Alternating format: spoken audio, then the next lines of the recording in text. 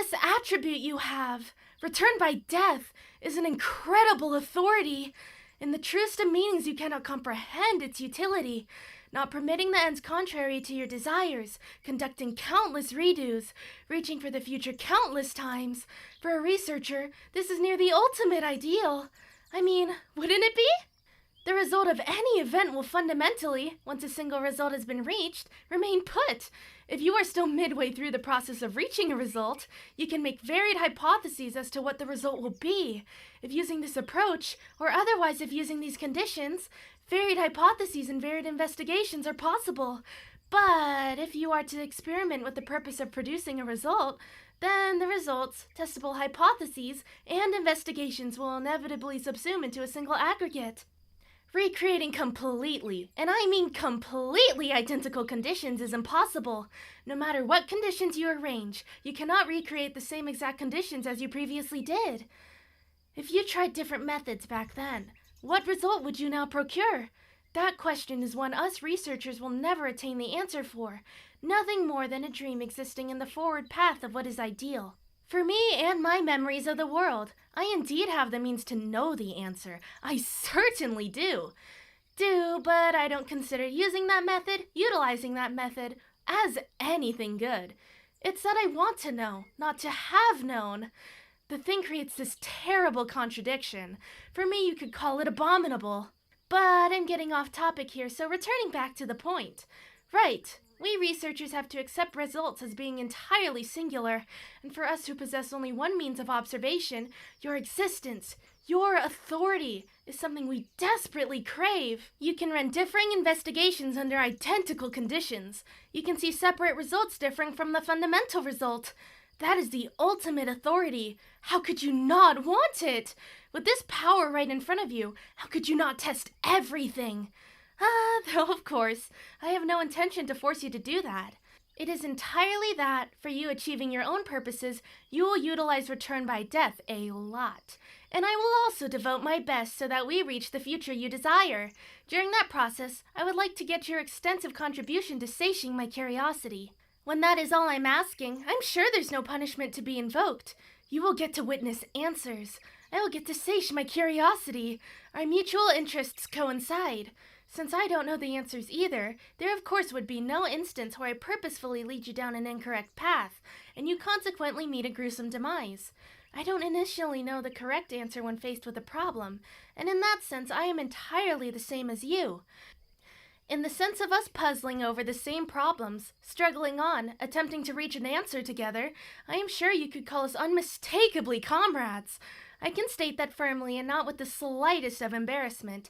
I think very fondly of you, in the sense that you give me more methods for performing investigation, and so I pledge that I would never do anything that would be an improper consideration of you. But, of course, I'm sure we will naturally encounter problems where even with my assistance, easy surmountation of the problem will be impossible. While I may be able to assist you as a font of knowledge, that doesn't mean I can at all interfere with reality. Should we face a physical obstacle blocking your path, that sort of problem where force is necessary, I will not be able to help you. Times upon times, potentially even hundreds or thousands of times, your mind and your body may be broken, but even should that hypothetically happen, I would sincerely wish to perform your mental care. That desire is without any intermingling from my researcher's interest to not part with something useful is not something that I can assert.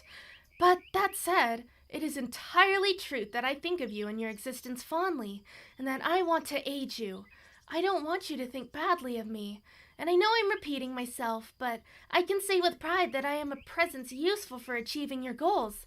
Yes, just as I am considering in a sense to utilize you for the purpose of satiating my greed called curiosity, you can likewise utilize me for your goal of reaching the optimum future. To be that kind of overly convenient girl you can take advantage of, for me, is entire satisfaction. If doing so will motivate you, then I will gladly submit my being to you, although the question of whether you're interested in this deceased and impoverished body would have to be another topic. Saying that might have been a foul against your loves. Your loves, the silver half-elf, and the blue-haired Oni girl, the girls you will save no matter what, who you will persistently protect, having from your heart pledged to do so and through your actions exhibited that volition. Putting my thoughts on the state of your heart and the way it harbors such strong emotion for two girls aside is something I will not state here. I will assert that the height of the walls you must scale will be beyond imagination. How many unmanageable obstacles do you have lined up before you in present reality just that you know of? Your resolve to try and surmount these problems by yourself is honorable and incredibly tragic. I want to be your aid on this path, with my hopes to be that aid not being anything fabricated in the least. You should definitely utilize these desires of mine. You need to take everything you can possibly have, use everything that you can possibly use, and by doing that entirely, save the people with whom you have bonds. That is the firm conviction you yourself had pledged, which you have fully understood as being a necessary and painful path. And so, I will question you. I will repeat with you. I will have feelings for you. The path you walk by throwing away your life is something that ironically only just got certified in the form of the second trial. With you could almost mistake that trial as having been there to make you comprehend what it is this path you have walked.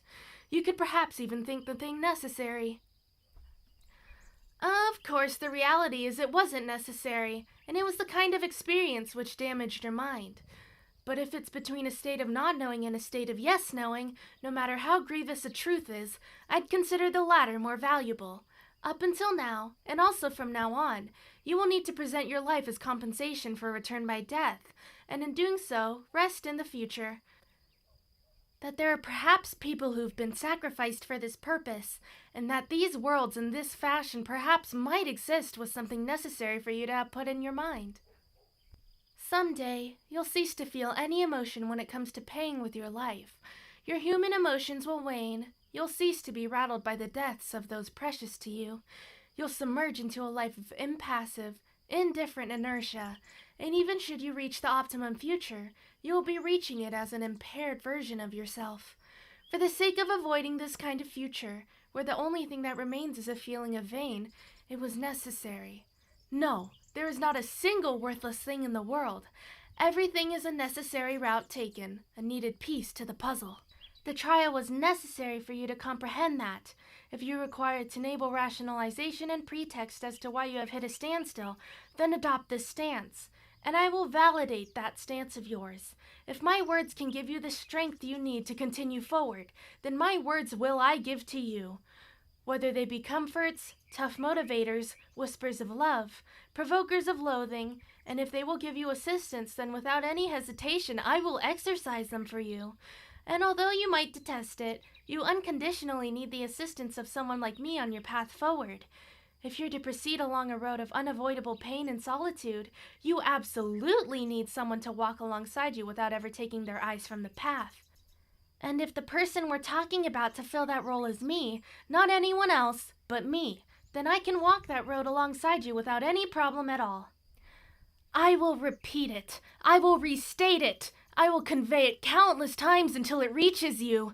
You must need me, and I absolutely need you. Your presence is essential. My curiosity simply cannot be fulfilled without you. You're the only being which can satiate me. You will surely grant me the quenching of my unquenchable greed. Your presence is already indispensable for me as I dwell in this closed world. If you should wish to be somebody's hope, to execute your power to clear the world open, could my piteous self perhaps not partake in your leftovers? If you could concentrate any of that great kindness onto me, then I'd hesitate not a second to devote you to my being, my knowledge, my soul. I'm begging you. I want you to trust me. That I hadn't attempted to communicate you my true motives was assuredly no attempt to deceive you, nor any attempt to hide it from you. It was just a matter of choosing the right time. If here, at this instant, I appealed with a fragment of my true intention, you surely would have left me. That would be an unbearable loss for me. And of course you also, in the sense of distancing yourself from the future you seek. It undoubtedly should be regarded as a definite loss as well. Someday, being that you have your attribute of return by death, you will surely reach the future you seek. But it's obviously best that the compensation you pay in reaching that future be little. If it's me, when it's me, a greater sparsity is possible in that compensation. Everything goes so long as ultimately you reach the desired future. And such kind of inhuman thinking, ignoring the small goals for the large ones, is what I'd prefer you not to mistake this for. Being caught by a temptation, and so desiring to view the outcome of some certain situations, I may notice something necessary for reaching the optimum track. It is the kind of action I absolutely would not do, nor is it not a great check I have on my cravings to be able to plainly assert. I will acknowledge that, but I will not deceive you. If hypothetically we assume that I do dip my hands into some trust-betraying deeds like that, I would under no circumstances do anything to keep it hidden from you. I would absolutely reveal it to you. And I would devote everything I have to you to make up for that damaged trust. No matter what happens, I will assuredly send you off to your desired optimum future. Absolutely, unconditionally. And so having rationalized this clearly as a necessary measure, won't you choose me? Once the contract is made, I will follow along exactly as your desires and demands state. After that comes the conversation of just how much you can devote yourself to your wish, your wanted wish, your desired wish. My resolve is just as I stated. Now is to hear what your resolve is. I want you to prove to me that you, having formed a contract with me and inquired my collaboration, have the mettle to reach the future. Once you accomplish this for the first time, you may boast that you bested the second trial. And from there proceed to the third trial, overcome it, and complete the liberation of the sanctuary. When you consider the calamity to befall your loves and those precious to you, this is indeed exactly a trial you must surmount. I want you to show me that you have the strength, the resolve to overcome it. And from there you will plunder me, utilize my knowledge, and procure what lies ahead. What I desire of you, demand of you, and can offer you in return is there at a full stop. I sincerely, honestly, willed here to reveal everything to you. And so now with everything stated, what is it will you decide? That answer is what I'd like you to tell me, for the sake of satiating a fragment of my curiosity too, of course.